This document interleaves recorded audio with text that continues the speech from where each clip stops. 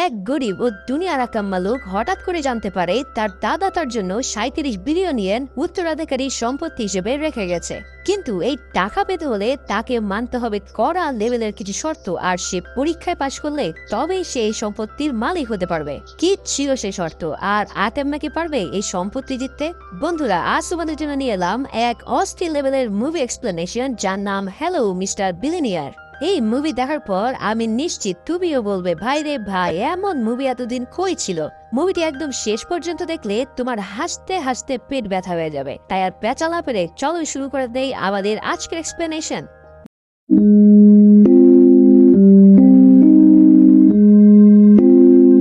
মুভির শুরুতে আমরা দুনিয়ার সবচেয়ে অসফল এক ব্যক্তির সাথে পরিচিত হই, যার নাম ওয়াং। ঠিকই ধরেছো, এই ওয়াংই হচ্ছে আমাদের প্রধান চরিত্র। জীবনে এমন কোনো কাজ করা বাকি নেই যে সে করেনি। পেশায় সে একজন গোলকিপার, কিন্তু মাঝে মাঝে মেয়ে যে গোলকিপিং করতে হয় পেটের দায়। এদিকে মিস্টার জিন নামের এক লোক তাকে মেলা টাকার অফার দিয়ে বসে আপকামিং একটি ম্যাচ হারার জন্য। কিন্তু ওয়াং আকাম্মা হতে পারে, মাবার ধোঁকেবাজ নয়। তাই এই বিগ অফার পার্ট নিয়ে সে রিজেক্ট করে দেয়। কিন্তু রিজেক্ট করলে কি হবে, সেই ম্যাচে 5 গোল খেয়ে সে এমনিতেও হেরে যায়। আর এমন গোলকিপিং দেখে প্রতিপক্ষের টিমের সবাই তাকে দিয়ে সেলিব্রেট করতে থাকে। তাই সে বলে, শালার হারলামই যখন, তখন টাকা নিতে কি ক্ষতি ছিল রে ভাই। এদিকে ম্যাচ শেষে তার বন্ধু জিয়াও ওয়াং এর বাসায় আসে যে মালটা বেঁচে আছে নাকি তা দেখার জন্য। কিন্তু দরজার ফাঁক দিয়ে সে দেখে ওয়াং অধিক শোকে গলায় ফাঁস নিতে যাচ্ছে। তাই সে দরজা ভেঙে ভিতরে আসলে দেখতে পায় ওয়াং গলায় দড়ি না, বড় একটি লাইট লাগাচ্ছিল। যাই হোক, তারা দুজন তখন তাদের দলের কোচের কাছে যায়, কিন্তু সেখানে গিয়ে দেখে কোচ তাদের পরিবর্তে একটি কুকুরকে গোলকিপার হিসেবে জয়েন করিয়েছে। ওয়াং এর বন্ধু জিয়ার তো মাথা পুরোই হট এটা দেখে। তাই তারা দুজনেই টিম থেকে সাথে সাথে রিজাইন দিয়ে দেয়। গাড়িতে করে যাওয়ার সময় এক অত্যাধিক লেভেলের চিটার লোক তাদের গাড়ির সামনে এসে অ্যাক্সিডেন্ট হওয়ার নাটক শুরু করে দেয়। এমনিতেই দুজনের মেজাজ খারাপ, তার উপরে এই নেইমার স্টাইলের নাটক। তাই তারা দুজন তাকে হাতছা করে খেলাতে থাকে। এদিকে জিয়াজু নামে একটি মেয়ে সেই ঘটনা দেখে ফেলে। উনি আবার শখের বসে টিকটকার, তাই সাথে সাথে মোবাইল বের করে এসব রেকর্ড করতে থাকে আর আশেপাশের মানুষদের ডেকে বলে এমন অন্যায়ের বিরুদ্ধে আমাদের রুখে দাঁড়াতে হবে। লোকরাও কম যায় না, সবাই এসে বিচার চাই স্লোগান দিয়ে তাদের শ্বশুর বাড়িতে পাঠিয়ে দেয়। কিন্তু এখানে ফেলকি দেখিয়ে তাদের জেল থেকে বেল দিয়ে বের করে নিয়ে আসে সেই মিস্টার জিন। তিনি আসলে কোন ফুটবল টিমের কেউ ছিল না, মূলত ওয়াংকে একটি টেস্ট করার জন্যই এই জুয়ার অফার করেছিল। সে দেখতে চেয়েছিল ওয়াং শট না পুলটিওয়াজ। যাই হোক, এই পরীক্ষায় পাশ করা এবার আসল কাহিনী খুলে বলে মিস্টার জিং। তিনি ওয়াংকে একটি বিশাল বড় কোম্পানিতে নিয়ে যায়। সেখানে মিস্টার ইন এবং লাই নামের দুজন ট্রাস্ট ফান্ডারের মালিকের সাথে তার দেখা হয়। এবার মিস্টার জিং বলে, তোমার আপন দাদা তো অনেক আগে মরহুম হয়ে গেছে, কিন্তু তোমার দাদার এক ভাই ছিল যে কিনা চীনের বিশাল ধনী ব্যক্তি। সারা জীবন তিনি বহু কামিয়েছেন, কিন্তু কোনোদিন বিয়ে শাদী করে নাই। ফলে তার সম্পত্তির কোনো উত্তরাধিকারীও নেই। তাই আপন ভাইয়ের নাতি হিসেবে তুমি একমাত্র ব্যক্তি যে কিনা 37 বিলিয়ন ডলারের অধিকারী। এই কথা শুনে ওয়াং তো এবার পুরোই আনোয়ার হোসেনের মতন মিনি স্ট্রোক করে বসে। অন্যরা বলে, আরে হ্যাভে রিল্যাক্স, টুইস্ট তো এখনো মেলা বাকি। তখন তার এই চাচাতো দাদার এক রেকর্ড করা ক্লিপ তার সামনে প্রেজেন্ট করা হয়। সেখানে এসে দাঁত পড়া ধনী দাদা বলতে থাকে, তোমার মতো গাধা যে কিনা মেয়ে সেটে ফুটবল খেলে সে নাদান ছেলে প্রথম পরীক্ষায় পাশ করেছে দেখে আমি সত্যিই হতাশ। কিন্তু কি আর করা, তাই আমার এই টাকার মালিক হতে হলে প্রথমে তোমাকে 1 মাসের মধ্যে 1 বিলিয়ন ইয়েন খরচ করতে হবে। আর তা যদি পারো তাহলেই তুমি এই পুরো সম্পত্তির মালিক হতে পারবে। ওয়াং বলে, দূর মিয়া, এটা কোনো ব্যাপার হইল? কিন্তু না, এই দাদা ছিল অন্য জিনিস। সে তাকে এই টাকা খরচ করার জন্য কিছু রুলস মানে শর্ত দিয়ে দেয়, যা অবশ্যই তাকে ফলো করতে হবে পুরো মাস ধরে। 1 নম্বর শর্ত ছিল এই টাকা শুধুমাত্র লিগ্যাল কাজে ব্যয় করতে হবে এবং তা শুধুমাত্র এই সিটির মধ্যেই খরচ করতে হবে। এছাড়া তুমি নতুন করে কোনো গাড়ি বাড়ি প্রপার্টি কিছুই কিনতে পারবে না। শর্ত 2, এই টাকা কোনো চ্যারিটিকে চালায়া দানও করে দিতে পারবে না। 100 জনের বেশি কর্মচারী তুমি রাখতে পারবে না এবং তাদের কাজ না করিয়েও ফাও টাকা ঢালতে পারবে না। শর্ত নম্বর 3, মার্কেট ভ্যালুর বেশি প্রাইস দিয়ে কোনো জিনিস কিনতে পারবে না। সেই সাথে একটি জিনিস কিনে তা নষ্ট করে আবার সেই জিনিস কখনোই কিনতে পারবে না। টাকা পাইছো মানে মনের মতন খরচ করবা, তা হবে না। এবং সর্বশেষ শর্ত, এই পাগলা ডিল তুমি কারোর সাথে শেয়ার করতে পারবে না। এই সব শর্ত মানতে পারলে তবেই আসো, খেলা হবে। ওয়াং তখন পাকনেককে প্রশ্ন করে, আচ্ছা আমি যদি এই অফার অ্যাকসেপ্ট না করি তাহলে এই টাকার মালিক কে হবে? তখন মিস্টার জিন বলে, তাহলে এই সব সম্পত্তিগুলো এই গাধার মতন দাঁড়িয়ে থাকা মিস্টার ইন ও মিস্টার লাইয়ের চ্যারিটিতে আমরা দান করে দেব। অনেক ভেবে ওয়াং তখন সব সত্য মেনে নেয় আর 1 বিলিয়ন খরচ করার জন্য কন্ট্রাক্টে সাইন করে। আর এখান থেকেই শুরু হয় আসল মজা। এখন এত টাকা পয়সা খরচের হিসাব করতে তো একজন অ্যাকাউন্টেন্ট লাগবে, তাই না? তাই মিস্টার জিং একটি মেয়েকে অ্যাপয়েন্টমেন্ট করে, আর সে ছিল সেই টিকটকার ওরফে জিয়া জু। তাকে দেখেই তো ব্যাটার পুরোই মেজাজ খারাপ হয়ে যায়। ওয়াং তখন বলে, তোরেই তো খুঁজতেছি বেটি, তোর জন্য আমার জেলের ভাত খাওয়া লাগছে। টিকটকারও কম না, সেও সব জানিয়ে দেয় এই খ্যাত পাবলিকের সাথে সে কাজ করবে না। কিন্তু ওয়াং বলে, আমার এবেই চাই, মেলা হিসাব নিকাজ এর সাথে বাকি আছে। এরপর বাধ্য হয়ে জিয়াজু তার কাজ করতে রাজি হয়। এবার পালা এত টাকার একটি ঝলক দেখার। বিশাল এক বাংকারে তাদের নিয়ে যাওয়া হয়, আর সেখানে থরে থরে টাকার গোডাউন দেখে ওয়াং ও তার বন্ধুর প্যান্ট পুরাই ডাউন হয়ে যায়। বাপ কেন, তার 100 গোষ্ঠীর মধ্যেও এমন টাকা কেউ কখনো একসাথে দেখে নাই। তাদের হুঁশ ফিরে আসলে এবং ওয়াং বলে, চলো আমাদের প্রথম টাকা উড়ানো শুরু করা যাক। তাই ওয়াং তখন তার ফুটবল মাঠে উপস্থিত হয়। সেখানে গিয়ে সে বলে, আমি এই মাঠকে বিশ্ব মানের মাঠ বানাবো, আর তোমাদের সবাইকে সাইন করব ভালো টাকার বিনিময়ে। গরিবের মুখে এরকম বড়লোকি ভাব দেখে তার কোচ বলে, ভাই ওয়াং, এই টাকা ধর আর পাগলা ডাক্তার দেখা ভাই, তোর মানসিক চিকিৎসার প্রয়োজন। ওয়াং তখন ওয়াকিটো বেরিয়ে তার মানুষদেরকে টাকা দিয়ে আসতে বললে সবাই ভিমরি খেয়ে যায়। দুনিয়ার সব চার্জারের টিম তো তার কেনা হয়ে গেল, এবার খরচ আরো বাড়াতে হবে। তাই ওয়াং তার পুরো টিমকে নিয়ে শহরের সবচেয়ে দামি 5 স্টার হোটেলে চলে যায়। সেখানকার ম্যানেজার এই গরিবসদেরকে দেখে বলে, স্যার এটা হোটেল, এখানে ছবি তোলার জায়গা না। তখন ওয়াং বলে, তোমার এই হোটেলটা আমি কিনে নিতে পারতাম, কিন্তু বিশেষ কারণে সেটা সম্ভব হচ্ছে না। কি আর করা, তাহলে একটা কাজ করি, তোমার পুরো হোটেল 1 মাসের জন্য আমি ভাড়া নিয়ে নিলাম, যাতে করে আমার সব বন্ধুরা আরামায়েসে থাকতে পারে। তো ইনভয়েস পাঠাও, আমি এক্ষুনি পেড করে দিচ্ছি। এমন অফার পেয়ে হোটেল ম্যানেজার আনন্দে আটখানা হয়ে যায়। থাকার ব্যবস্থা তো হয়ে গেল, কিন্তু এবার খাওয়ার পালা। এমন খাবার পেয়ে তারা গরুর মতন খেতে থাকে। এই মালটাকে একবার দেখো, মনে হচ্ছে হয়তো কয়েকশো বছর এই বেচারা না খেয়ে আছে। আসলে ফাউ পেলে কেবল বাঙালি না, পুরো বিশ্বে সবাই আলকাতরাও খায়। এমন খাই খাই পরিবেশে ওয়াং এবার স্টেজে দাঁড়িয়ে বক্তব্য দিতে থাকে, আর সেখানে সে বলে, আমি একটি নতুন কোম্পানি খুলবো, আর সেই কোম্পানি সিইও পদের জন্য তার বন্ধু জিয়াওকে সিলেক্ট করে। বেচারা তো পুরোই আবেগে মোয়ের মতন বলে যায় আর বিশাল এক বয়ান উপস্থাপন করে। ফেরার পথে ওয়াং জিয়াজুর সাথে যখন সেলফি তুলতে যায়, তখন জিয়াজু বলে, আই হ্যাভ এ বয়ফ্রেন্ড। আমার বয়ফ্রেন্ড ফকির হতে পারে, কিন্তু টাকার কাছে সে কখনোই মাথা নাড়তে পারে না। সে বিভিন্ন স্পিচ মানে বক্তৃতা লেখায় পারদর্শী। ওয়াং বলে, ঠিক আছে, কাল দেখে নিয়ে আসে তো, দেখি জিনিসটা কেমন। পরের দিন জিয়াজু তাকে ওয়াং এর সাথে মিট করায়। প্রথমে তার বয়ফ্রেন্ড অতি সৎ থাকার চেষ্টা করতে থাকে। ওয়াং এর দামি মদের অফার সে একদম না করে দিয়ে বলে, আমি মহল্লার সবচেয়ে ভালো ছেলে, আমি এসব পাতি নেশা টেশা করি না ভাইয়া। কিন্তু ওয়াং তখন তাকে একটি বক্তব্য লিখতে যখন 10 লাখ টাকা দেয়, তখন সে উত্তেজনার ঠেলায় ডক ডক করে মদ গিলতে থাকে। এইসব দেখে তো জিয়াজু পুরাই আওলায় যায় আর বলে, আরে এ তো দেখি টাকার কাছে নিজের সততা বিলীন করে দিচ্ছে। জিয়াজু তখন ওয়াংকে মনে করে দেয়, এইভাবে যদি তুমি টাকা উড়াতে থাকো তাহলে তোমার এই সম্পত্তি 6 মাসের বেশি টিকবে না রে ভাই। এই কথা শুনে ওয়াং তো আরো বেশি চিন্তায় পড়ে যায় যে এত দেরি 6 মাস। তাই সে আরো টাকা তার বয়ফ্রেন্ডকে দিয়ে দেয় কাজের জন্য। তার বয়ফ্রেন্ড এবার এতই খুশি হয় যে এখন থেকে সে মিস্টার ওয়াং এর বাঙাদের মালি হিসেবে কাজ করতেও রাজি হয়ে যায়। জিয়াজু এবার তার বয়ফ্রেন্ডকে বলে, তুই একটা চিটার, বাট তুই আর আমার কোনোদিন ফোন দিবি না। যাই হোক, এবার ওয়াং তার নতুন কোম্পানির আপডেট নিতে যায়। সেখানে তখন তার মাথায় টাকা নষ্ট করার একটা কুবুদ্ধি উদয় হয়। ওয়াং তখন যত লস খাওয়া মানে দেউলিয়া হওয়া কোম্পানি মার্কেটে আছে সবগুলো শেয়ার কিনে নেওয়ার জন্য নির্দেশ দেয়, যাতে করে সব টাকা দ্রুতই লস হয়ে যায়। এই পাগলামি দেখে জিয়াজু বলে, আগে বলছিলাম 6 মাস, এবার দেখবার 2 মাসও যাবে না। ঠিক সেই সময় তার অফিসে গরিবের অ্যালন মার্কস এসে উপস্থিত হয়। দেখে মনে হচ্ছে কেবলই পাগলাগারদ থেকে পালিয়ে এসেছে এই লোক। সে ওয়াংকে তার একটি ড্রিম প্রজেক্ট প্রেজেন্ট করার জন্য অনুরোধ করে। অনুমতি পেলে দেখা যায় সেই লোকটি সাঁতার পারে না বা ভয় পায়, এদের জন্য একটি আর্টিফিশিয়াল সুইমিং পুল বানিয়েছে। সেটা দিয়ে অনায়াসে যে কেউ সাঁতার কাটার ফিল নিতে পারবে। এমন বোকা ছেলের মতন আইডিয়া দেখে সবাই তাকে দূর দূর করে তাড়িয়ে দিতে চায়। কিন্তু ওয়াং এর তো এমন গাঁতখুরি আইডিয়াই লাগবে তার সব টাকা শেষ করার জন্য। তাই সে তার প্রজেক্ট অ্যাপ্রুভ করে আর পুরো প্রজেক্টের টাকা একবারেই দিয়ে দেয়।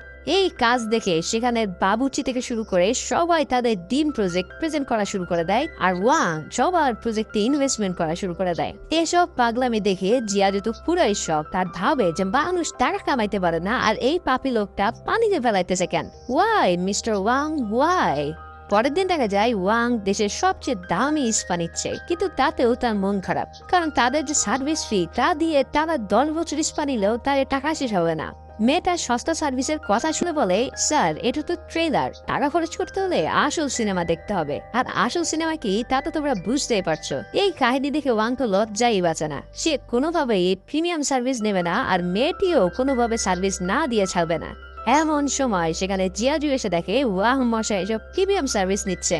লজ্জায় সে মাথা নিচু করে সেখান থেকে বের হয়ে যায়। পরে ওয়াং তাকে বলে, আমি পাগল হতে পারি কিন্তু এইসব কাজ আমি করি না, আমি এইসব সার্ভিসের ব্যাপারে খুব লয়াল। এদিকে বাগানে এসে দেখে জিয়াজুর বয়ফ্রেন্ড মন দিয়ে মালির কাজ করছে, আর এসব দেখে জিয়াজু তার সাথে ব্রেক আপ করে বসে। ওয়াং এর মাথায় এবার আরো একটি কড়া বুদ্ধি আসে। সে পৃথিবীর সবচেয়ে বড় বিজনেস কনসালটেন্ট মিস্টার লাতিফেকে ইনভাইট করে তার দেশে। বিজনেস কনসালটেন্ট হলো তারা যারা ব্যবসা কিভাবে বড় করতে হবে তার উপদেশ দিয়ে থাকে, কিন্তু ওয়াং তার কাছে চেয়ে বসে যে কিভাবে দ্রুত লস করা যায় তার উপায় জানার জন্য। এসব পাগল ছাগল মার্কা কথা শুনে মিস্টার লাতিফে এক জুড়ি গালমন্দ করে সেখান থেকে বের হয়ে যায়। আরে ভাই, কেউ কি সেদে এসব পাগলে পাল্লে পড়তে চায় বলো? এভাবেই তার রাজকীয় দিনরাত কাটতে থাকে। যতভাবে টাকা নষ্ট করা যায় সবকিছুই ওয়াং ট্রাই করতে থাকে, কিন্তু এরই মধ্যে একদিন তার জন্য বিশাল বিশাল দুঃসংবাদ আসতে শুরু করে। অফিসে গিয়ে সে দেখে যে সকল শেয়ার সে কিনেছিল তাদের কোম্পানিতে হিউজ ইনভেস্টের কারণে সব শেয়ার মূল্য বেড়ে কয়েকশো গুণ হয়ে গেছে। সেই শেয়ার থেকে প্রায় $10 মিলিয়ন তাদের আয় হয়েছে। এছাড়াও সেই গরিবের এলন মাস্ক যে গাঁজাখুরি সুইমিং প্রজেক্ট দিয়েছিল সেটাও ইতিমধ্যে ব্যাপকভাবে ভাইরাল হয়ে গিয়েছে, ফলে কোটি কোটি টাকা আসা শুরু করেছে তাদের কোম্পানিতে। এসব শুনে ওয়াং তো পুরাই হার্ট অ্যাটাক খাওয়ার মতন অবস্থা। কোথায় যে টাকা কমাতে যাচ্ছে, উল্টাটা টাকা বেড়েই চলেছে। পুরাই পাগল হয়ে গিয়ে ওয়াং বলে, ভাই তবু আল্লাহর দোহাই লাগে আমার সব কিছু বন্ধ করে দে, আবার প্লিজ একা থাকতে দেখো একটা দিন। সবাই বলে মানুষ দেউলিয়া হয়ে গেলে তেমন আচরণ করে, এটা দেখে খুশির ঠেলাই দেউলিয়া হয়ে গেছে। মানুষ কি আর জানে ওয়াং মিয়া কিসের জন্য এমন করতেছে? 1 বিলিয়ন খরচ না করলে যে সে 37 বিলিয়ন পাবে না। এদিকে জিয়াজুর আজকে জন্মদিন ছিল, কিন্তু সেটা উদযাপন করার মতো কেউ ছিল না। ঠিক তখনই সেখানে তার বয়ফ্রেন্ড ফুল হাতে নিয়ে উপস্থিত হয়। জিয়াজু তো খুব খুশি যে তার জন্মদিন সেলিব্রেট করার জন্য তার বয়ফ্রেন্ড এসেছে, কিন্তু পরে দেখা যায় সে এসেছে জিয়াজুকে দিয়ে মিস্টার ওয়াংকে রিকোয়েস্ট করানোর জন্য যাতে তাকে আরো টাকার সাপোর্ট দেওয়া হয়। এইসব শুনে জিয়াজু তো রেগে মেগে ফায়ার হয়ে যায়, আর সাথে সাথে তাকে লাথি দিয়ে বের করে দেয়। এরপর জিয়াজু ওয়াং এর কাছে অফিসের কাজ নিয়ে আসে, কিন্তু ওয়াং জানায় আজ আর কোনো কাজ নয়, দেখো তোমার জন্য একটা সারপ্রাইজ আছে।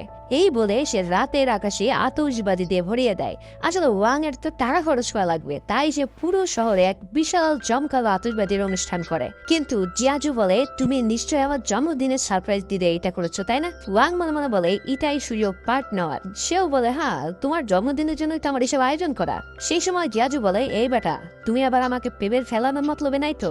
আসলে ওয়াং সাহেবও ইতিমধ্যে তার প্রেমে পড়ে গিয়েছিল, কিন্তু বলতে পারছিল না। বাট জিয়াজু তাকে বড় ভাইয়ের জন্য ফেলে দেয়, আর তখন ওয়াং আরো কুৎবুদ্ধি আঁকতে থাকে যে কিভাবে তাকে ইমপ্রেস করা যায়। তাই সে পরের দিন পুরো শহরে তার ভালোবাসার কথা জানিয়ে বিলবোর্ড টানিয়ে দেয়। সকালে জিয়াজু বাসা থেকে বের হয়ে দেখতে পাই সবাই তার পিছু নিয়েছে অটোগ্রাফ আর সেলফি তোলার জন্য। কাহিনী বুঝতে পেরে জিয়াজু কোন রকম একটি গাড়িতে উঠে পালিয়ে আছে। গাড়িতে আসার সময় সে আবারও সেই গরিবের নেইমারকে দেখতে পায়, যে কিনা গাড়ি দেখলেই তার সামনে গিয়ে অ্যাক্সিডেন্টের ভাঙ ধরে। এবার জিয়াজু বুঝতে পারে ওয়াং সেদিন সত্য কথাই বলেছিল, কিন্তু সে তাকে ভুল বুঝে জেলের ভাত খাইয়ে ছেড়েছে। তাই সে ওয়াং এর কাছে গিয়ে সরি বলে, আর ওয়াং এই খুশিতে জিয়াজুর সবচেয়ে পছন্দের সিঙ্গারকে ডেকে নিয়ে এসে এক প্রাইভেট কনসার্টের আয়োজন করে। এই কনসার্ট জিয়াজুর অনেক পছন্দ হয়, আর সে সারা রাত ধরে উপভোগ করতে থাকে। কিন্তু এত কিছুর পরেও তার বিভিন্ন ইনভেস্টমেন্ট থেকে টাকা বেড়েই চলেছে। তাই এবার সে তার বেস্ট বুদ্ধি চাল দেয় যে সব টাকা হাওয়া করার জন্য। সে পুরো শহরের প্রেস ও মিডিয়াকে ইনভাইট করে এক পাগলাটে ঘোষণা দিয়ে বসে।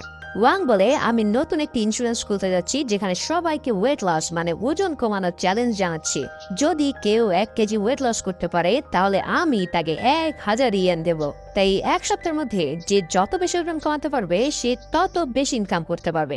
এই ঘোষণা শোনার পর পুরো শহরের সবাই পাগলের মতন ওজন কমানোর মিশনে নেওয়া পড়ে। কেউ এখন আর লিফট বা এক্সেলেটর সিঁড়ি ব্যবহার করে না, সবাই হেঁটে দৌড়ে সিঁড়ি বেয়ে ওঠে। অফিসের কাজ করার সময়ও সবাই ব্যস্ত থাকে ওজন কমানোর জন্য। এমনকি ট্রাফিক পুলিশও নেচে নেচে তার কাজ করতে থাকে। সবার এমন প্রাণপণ ওয়ার্কআউটের কারণে মানুষ দ্রুতই তার ওজন কমিয়ে ফেলতে সক্ষম হয়, আর ওয়াং এরও টাকা দ্রুতই শেষ হতে থাকে। যাক, অবশেষে টাকা খরচ করে একটা মক্ষম উপায় পেয়ে যায় ওয়াং। কিন্তু এই কাজে বাধা দেয় তার সেই দুই প্রতিপক্ষ। তারা মিস্টার জিনের কাছে গিয়ে বলে এটা তো রুলস এর বাহিরে, সে তো হুদায় মানুষকে টাকা দিয়ে দিচ্ছে। কিন্তু মিস্টার জিন বলে এটা রুলস এর মধ্যেই পড়ে, এখানে কাজের বিনিময়ে সে টাকা দিচ্ছে যা আমাদের রুলস এর মধ্যেই ছিল, তাই এই কাজে আমি তাকে বাধা দিতে পারি না। আসলে প্রথম থেকে ওই দুই পাপি বান্দা ওয়াং এর বিরুদ্ধে ছিল, তাই তারা সেই স্পা করা মেয়েটাকে পাঠিয়েছিল যাতে তারা মায়া জালে ফেলে ওয়াংকে রুলসের বাইরে কাজ করাতে পারে। কিন্তু ওয়াং এর সততার কাছে সেদিন তারা হেরে যায়। ওয়াং এর এই অকল্পনীয় উদ্যোগের জন্য সরকারের পক্ষ থেকে তাকে বিশাল সম্মান জানানো হয়। সেই অনুষ্ঠানে ওয়াং বলে আমার একটি ছোট্ট ফুটবল টিম আছে, আর এই টিম দিয়ে আমি দেশের সবচেয়ে বড় ফুটবল টিম হান্তাইয়ের সাথে একটি প্রীতি ম্যাচ আয়োজন করতে যাচ্ছি। আশা করি সবাই আমাদের সাপোর্ট দিবেন আর খেলা দেখে আসবেন। আসলে ওয়াং ওই হান্তাই টিমকে কয়েক গুণ বেশি টাকা দিয়ে এই খেলায় নিয়ে আসার জন্য রাজি করিয়েছিল। আসলে কোথায় হাতের পুল আর কোথায় লিভারপুল, এই টিম যদি গোল দেওয়া শুরু করে তাহলে কমপক্ষে 50টা গোল দিবে। তাই হেন্তাই টিম তখন বলে আমরা এই ম্যাচ তখনই জিতবো যদি আমরা 10 গোল দিতে পারি। তার মানে হলো পুরো খেলায় 10 গোলের বেশি হলেই ম্যাচ জিতে যাবে হান্তাই। খেলার দিন পুরো স্টেডিয়াম দর্শকে পরিপূর্ণ, আর তার 99 হচ্ছে হান্তাইয়ের সাপোর্টার। মাত্র এইটুকু সাপোর্টার দেখা পেলে ওয়াং এর টিমের জন্য। ওয়াং এর টিমের সাপোর্টার না থাকতে পারে, কিন্তু তারা মেলা মালপানি দিল, তাই তো পুরো টিম হেলিকপ্টারের জন্য ল্যান্ড করে মাঠে। ওয়াং এর দলের প্লেয়ার বুদ্ধি করে অন্য দলের ক্যাপ্টেনের বউকে নিয়ে দুষ্টু মন্তব্য করতে থাকে। ইতে করে রক্ত গরম হয়ে গেলে এক ঘুষি বসিয়ে দেয় তার বন্ধুর নাকে। ফলাফল তাকে রেড কার্ড দিয়ে বের করে দেওয়া হয়। কিন্তু তারপরে ওয়াং এর দল হাফ টাইমের আগে 8 গোল খেয়ে বসে। হাফ টাইমে তারা ব্রাজিলের কোচ তিতের মতো শক্তিশালী ডিফেন্সের প্ল্যান করে মাঠে নামে। আর যাই হোক, কোনো গোল খাওয়া যাবে না, তাই তারা সবাই মিলে একজনকে ঘিরে ধরে। তবুও তারা আরো এক গোল খেয়ে যায়, আর এরপর তাদের সকল প্লেয়াররা গোল পোস্টের সামনে দাঁড়িয়ে যায় গোল আটকানোর জন্য। একের পর এক শট তাদের প্লেয়ার ঠেকাতে থাকে, কেউ মুখ দিয়ে, কেউ হাত দিয়ে, আবার কেউ বংশধরের মেশিন দিয়ে। এভাবেই একে একে সব গোল ঠেকিয়ে পুরো খেলার সময় পার করে দেয়, আর সেই ম্যাচ 0-9 গোলে জিতে যায় ওয়াং এর টিম। ট্রফি দেওয়ার সময় সে হান্তাই টিমকে ট্রফির মধ্য থেকে ট্রফির একটা বাচ্চা উপহার দেওয়া হয়। এই মাঝে ওয়াং এর কাছে কল আসে যে জিয়াজুকে কারো যেন কিডন্যাপ করেছে। তারা 10 মিলিয়ন ইয়েন দাবি করে বসে ওয়াং এর কাছে। ওয়াং এর কাছে এই টাকা তো কোনো ব্যাপার না, কিন্তু নিয়ম অনুযায়ী সে শুধুমাত্র নিজের জন্য টাকা খরচ করতে পারবে। তাই হয় তাকে রুলস ভেঙে টাকা দিতে হবে, অন্যথায় জিয়াজুকে হারাতে হবে। এ তো এক কঠিন সমীকরণে পড়ে গেল ওয়াং। সে এবার মিস্টার জিনের কাছে 10 মিলিয়ন টাকা ধার চায়, কিন্তু জিন তাকে বলে আমি এই বিষয়ে কোনো হেল্প করতে পারবো না। আসলে এটা ছিল ওয়াং এর সর্বশেষ পরীক্ষা। তার দাদা জানতে চেয়েছিল ওয়াং এর কাছে টাকা বড় নাকি মানবিকতা বড়। মূলত মিস্টার জিনি জিয়াজুকে কিডন্যাপ করেছিল আর তাকে সব খুলে বলেছিল। জিয়া তো বলে এত টাকার জন্য ওয়াং নিয়ে আমাকে কখনোই বাঁচাতে আসবে না, কিন্তু সবাইকে অবাক করে দিয়ে ওয়াং তার সব টাকা লোভ ছেড়ে 10 মিলিয়ন টাকা নিয়ে চলে আসে জিয়াজুকে বাঁচানোর জন্য। বেচারা মেলা কান্না করতে থাকে আর বলতে থাকে আরে বেটি, কিডন্যাপ হওয়ার আর সময় পাইলি না। আর কয়েকদিন পরে ওইটি টাকার চেয়ে মানবতাকে প্রাধান্য দেওয়ায় তাকে পুরো সম্পত্তির মালিক বানিয়ে দেয় তার দাদা। এছাড়াও জিয়াজু পেয়ে যায় তার আসল ভালোবাসার মানুষকে।